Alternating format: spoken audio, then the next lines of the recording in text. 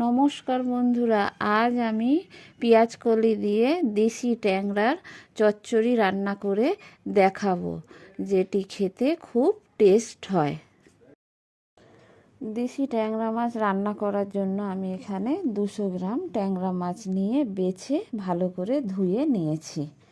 এবার আমি লবণ আর হলুদ মাখিয়ে নেব। লবণ দিয়ে দিয়েছি, হলুদ দিয়ে দিয়েছি, দিয়ে হাত দিয়ে খুব ভালো করে মাছগুলোতে লবণ হলুদ মাখিয়ে নিচ্ছি। নিয়ে মাছটা রেখে দেব। লবণ আর হলুদ মাখা হয়ে গেছে। এবার মাছের তরকারি করার জন্য আমি নিয়েছি 200 গ্রাম পেঁয়াজ কলি, কেটে ধুয়ে রেখে দিয়েছি। আর আলু লম্বা লম্বা করে কেটে নিয়েছি। আর নিয়েছি বেগুনও লম্বা লম্বা করে কেটে ধুয়ে নিয়েছি। আর হাতে বানানো বিউলির ডালের বড়ি নিয়েছি।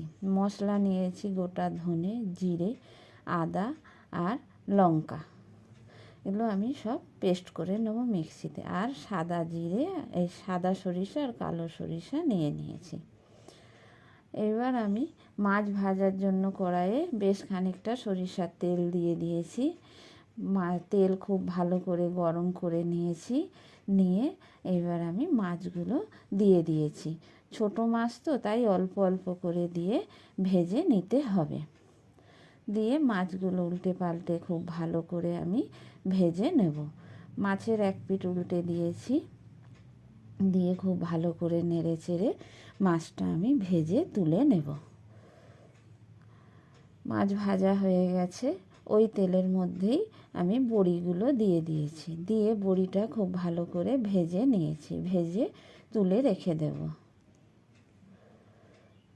বড়ি ভাজা হয়ে গেছে, নামিয়ে নিয়েছি। এবার আমি দিয়ে দেব ওই তেলের মধ্যে বেগুন। কেটে রাখা বেগুনটা দিয়ে দিয়েছি। দিয়ে আমি বেগুনে লবণ আর হলুদ দিয়ে বেগুনটা ভেজে নেব। লবণ দিয়ে দিলাম, হলুদ দিয়ে দিয়েছি। দিয়ে খুব ভালো করে বেগুনটা আমি ভেজে নেব, ভেজে তুলে রেখে দেব। বেগুন ভাজা হয়ে গেছে। এবার আমি বেগুনটা নামিয়ে নেব।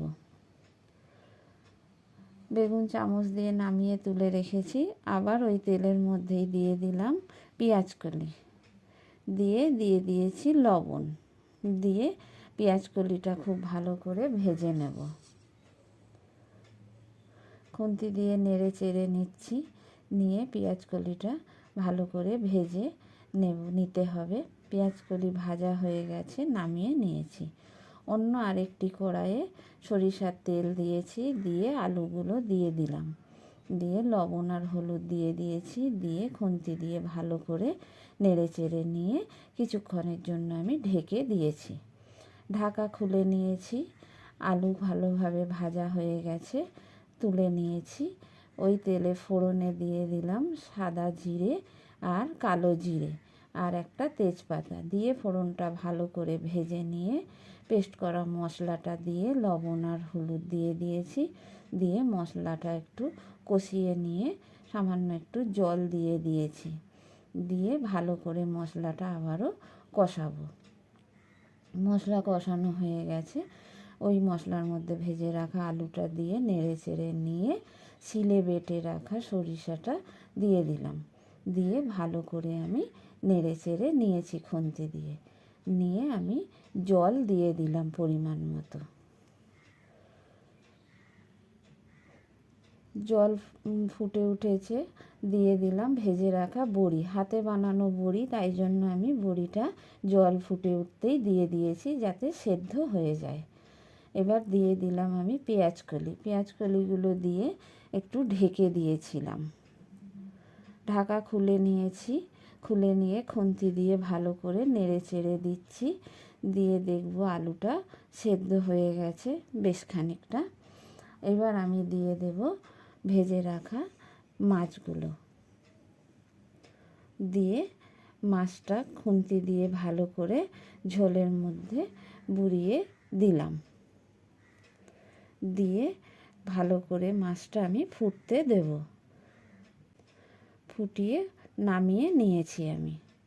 এই মাছের তরকারিটা খুব বেশি ঝোল হবে না, একটু গ্রেভি গ্রেভি থাকবে সামান্য, খেতেও খুব ভালো লাগবে মাছটা।